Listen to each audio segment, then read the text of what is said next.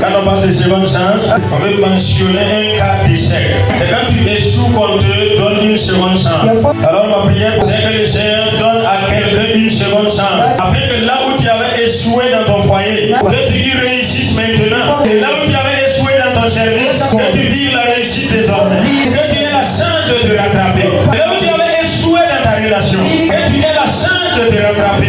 La Bible me dit dans Genèse 3:7, les yeux de l'un et de l'autre s'ouvrirent, ils connurent qu'ils étaient nus. Ils ont cousu des feuilles de figuier et ont fait des ceintures. Et lorsque nous lisons dans Marc 11, nous allons voir Jésus qui est en train de maudire le même figuier. Et le figuier avait eu la chance de se rattraper. Quand le premier Adam est venu, la Bible dit qu'après avoir échoué, il a cherché des feuilles de figuier pour s'en faire une ceinture. Le figuier, effectivement, a donné des feuilles à Adam. Le figuier n'a pas donné des fruits, mais des feuilles. Et lorsque Jésus est arrivé, le figuier dit à Jésus, comme le premier Adam est venu prendre des feuilles, je te donne également des feuilles et pas des fruits. Et alors, la Bible nous dit dans Marc 11, que prenant la parole, ça veut dire qu'il y avait un auditoire devant Jésus. La Bible dit, prenant alors la parole, il lui dit, Jésus s'adresse au figuier. Il dit à qui? Au figuier. Et quand Jésus dit au figuier, c'est que le figuier était une entité vivante. Si Jésus parle au figuier, c'est que le figuier avait la capacité d'entendre Jésus. Et Jésus maintenant dit au figuier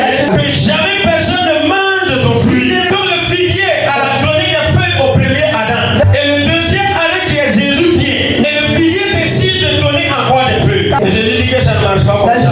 Le premier Adam là, lui il était différent. Moi je suis le second Adam. J'ai autorité sur toutes les espèces vivantes de la terre. Désormais, personne ne mangera ton fruit. Et si moi, Dieu, tu ne veux pas que moi je mange ton fruit, ça ne sera pas quelqu'un d'autre qui va manger ton fruit. Voici la raison pour laquelle je dois procéder maintenant à la malédiction. Le figuier avait eu la chance de se rattraper avec Jésus. Il n'avait pas pu réussir avec Adam, mais il a eu la chance de se rattraper avec Jésus. Malheureusement, il n'a pas su saisir l'occasion. Et beaucoup sont ici aujourd'hui. Ils ont eu plusieurs fois la chance de se rattraper, mais n'ont pas pu. Parce qu'ils n'ont pas fait la différence d'entre celui devant qui il était hier et celui devant qui il est aujourd'hui. Le premier Adam était différent. Malheureusement, le figuier n'a pas eu la révélation de celui qui était devant lui. Et la Bible me dit clairement que lorsque le premier Adam est venu, Adam a échoué.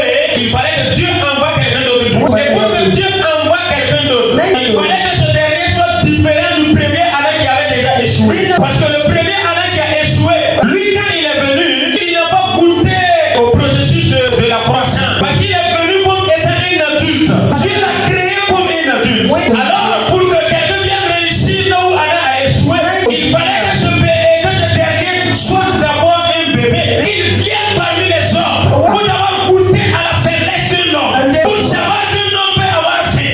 Pour savoir qu'un homme peut tomber. Alors c'est Jésus a pris la peau d'un être humain. Et il n'est pas venu comme un adulte. Il est venu comme un bébé. Pour suivre quand même